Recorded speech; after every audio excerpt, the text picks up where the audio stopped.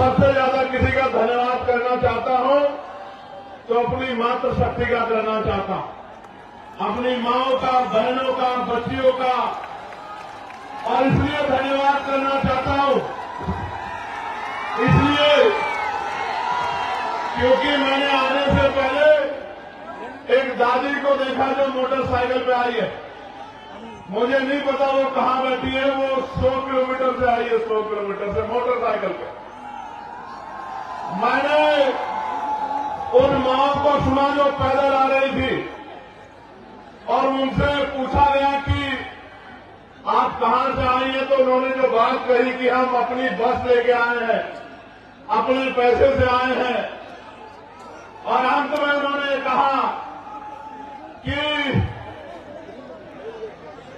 उनके पास चाय के पैसे भी अब नहीं बचे। इस प्यार का, इस कर्ज का आज मेरे पास कोई जवाब नहीं है, लेकिन अपनी बात को शुरू करते हुए सबसे पहले आपको ये कह रहा हूं, एक अवसर बनने दीजिए। आपके कच्चे घरों की, आपकी गरीबी, बेबसी, परेशानियों में, तकलीफों को संकल्प करके कहता हूं, जिस दिन अवसर पड़ेगा, एक साल के अंदर अगर आपके घरों में चिराग नहीं जले, आपके दिल से आशीर्वाद नहीं निकला, आपकी परेशानियां हल नहीं हुई और आपकी आंखों के आंसू नहीं सूखे, आपकी भूख, जिनके लिए आज परेशान होना पड़ता, वो भूख नहीं खत्म हुई, आपको मान सम्मान का जीवन न मिला, तो राजनीति छोड़ के घर बैठ जाऊंगा। मेरी बात को आप याद रखना। प्यारे साथियों, मैं अपनी बात की शुरुआत करता हूं और सबसे पहले मैं यहां के एडमिनिस्ट्रेशन और पुलिस के भाइयों का धन्यवाद करना चाहता हूं। धन्यवाद इसलिए करना चाहता हूं, उन्होंने ऐतिहासिक काम किया है, ऐतिहासिक काम। किसी विधायक की रैली होती है तो भी 8 दिन पहले परमिशन दी जाती है, लेकिन उन्होंने कल रात परमिशन देके जो उपकार हम पे किया है, मैं विश्वास से कहता हूं कि मैं इन अधिकारियों को कभी नहीं भूलूंगा। मेरी बात को आप याद रखें। आप जानिए, जिसके लिए सुबह उठने से लेकर शाम तक प्रदेश का कोई जिला, देश का कोई जिला ऐसा नहीं है जहां से वीडियो जारी करके, मैसेज भेज के ये नहीं कहा जाता कि हम इसको कल का सूरज नहीं देखने देंगे। उसके लिए कल रात को परमिशन आपने दी, मैं आपका आभारी हूं। आपको क्या लगता है, कि इस तरह की चीजों से आप चंद्रशेखर आजाद के प्रति जो प्यार लोगों के दिल में उसको कम कर सकते हैं? नहीं, ये गलतफहमी है आपकी।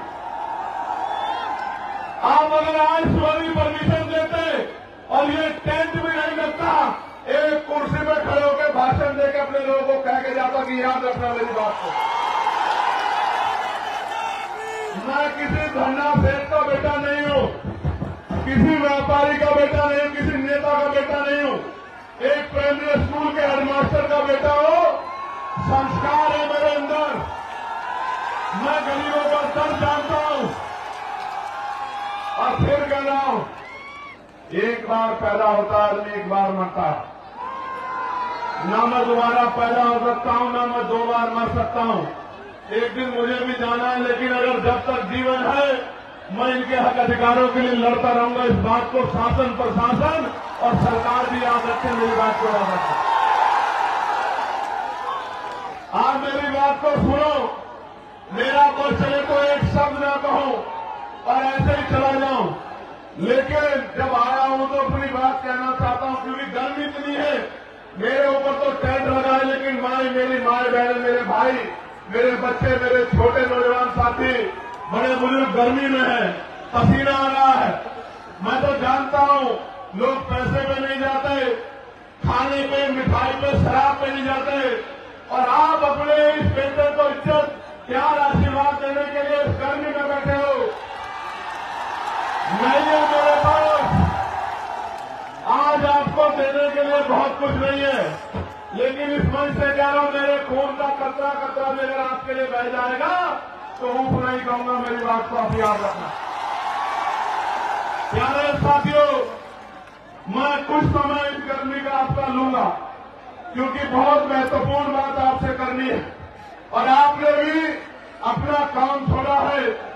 एक एक पैसा इकट्ठा करके आपने इस रैली को सफल बनाने का प्रयास किया।